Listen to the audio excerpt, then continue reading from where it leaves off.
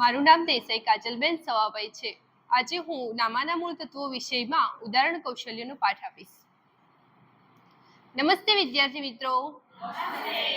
ધોરણ 11 ના નામાના મૂળ તત્વોના વર્ગખંડમાં આપ સૌનું હાર્દિક સ્વાગત છે.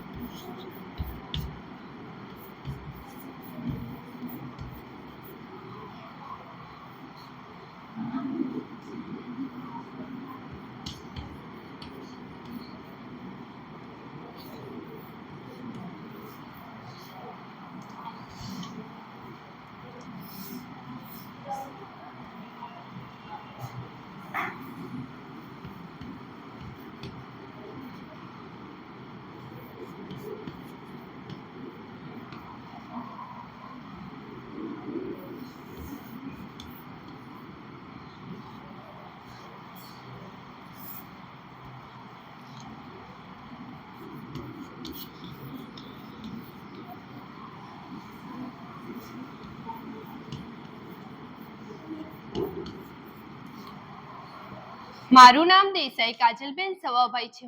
હું સ્વામી વિવેકાનંદ સર્વોદય બેંક એજ્યુકેશન કોલેજ મહેસાણાની પ્રશિક્ષણાર્થી છું. તો વિદ્યાર્થી મિત્રો, આજે હું તમને નામાના મૂળ તત્વોમાં એક મહત્વના એકમ એવા ઉપજ ખર્ચ ખાતાના નિયમ વિશે અભ્યાસ કરાવીશ. ઉપજ ખર્ચ ખાતાના નિયમને બે વિભાગમાં વર્ગીકૃત કરવામાં આવે છે: ઉપજના ખાતા અને ખર્ચના ખાતા. ઉપજના ખાતા અને ખર્ચના ખાતાને લગતે હું કેટલાક ઉદાહરણો રજૂ કરીશ તમારી સામે.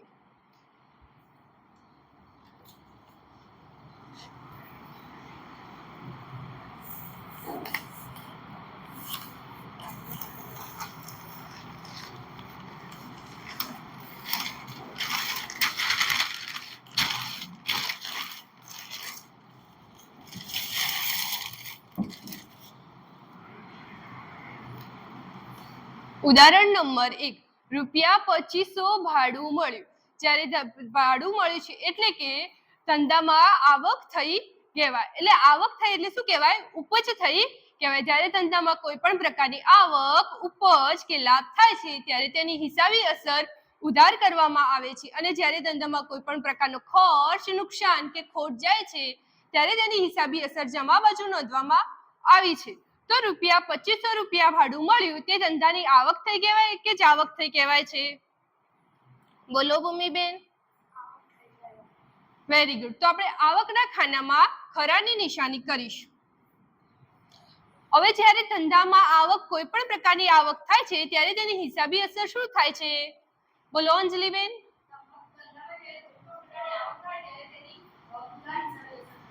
Very good.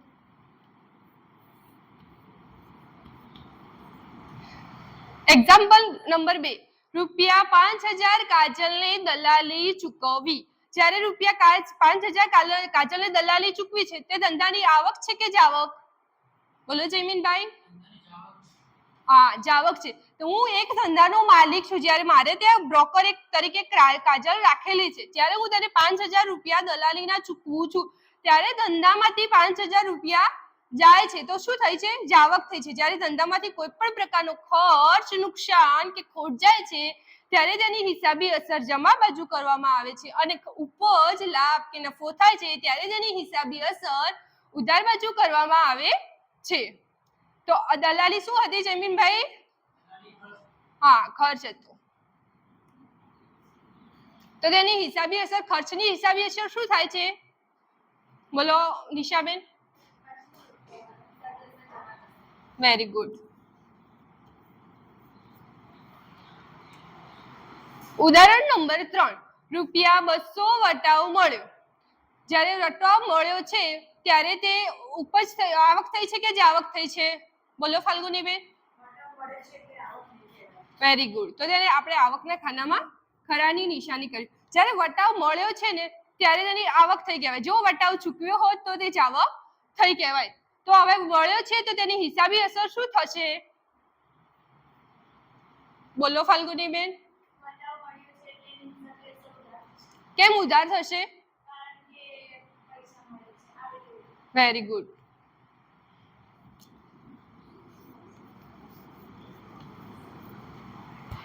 એટલે કે ઉદાહરણ પહેલા અને ઉદાહરણ 30 માં ક્રમશઃ ભાડું મળ્યું છે અને વટાવ મળ્યો છે. એટલે કે ક્રમશઃ ધંધામાં આવક થતી જોવા મળે છે. એટલે કે કોઈ પણ પ્રકારની ધંધામાં આવક, ઉપજ કે લાભ થાય છે ત્યારે તેની હિસાબી અસર ઉધાર કરે છે અને ક્રમશઃ દલાલી ચૂકવી. ત્યારબાદ ઉદાહરણ નંબર 2 માં દલાલી ચૂકવવામાં આવી છે. જ્યારે દલાલી ચૂકવવામાં આવી છે એટલે કે ખર્ચ, નુકસાન કે ખોટ જાય છે ત્યારે તેની હિસાબી અસર જમા કરવામાં આવે છે.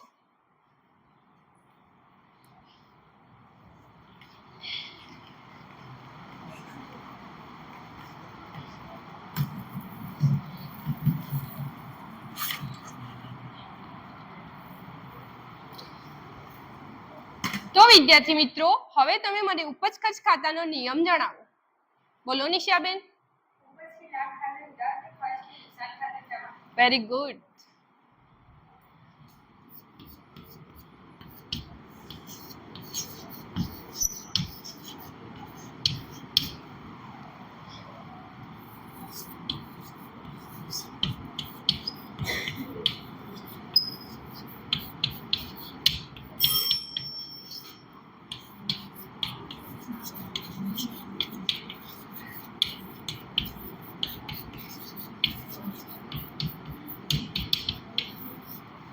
તો હવે ઉપજ ખર્ચ ખાતાને લગતા કેટલાક ઉદાહરણો આપો.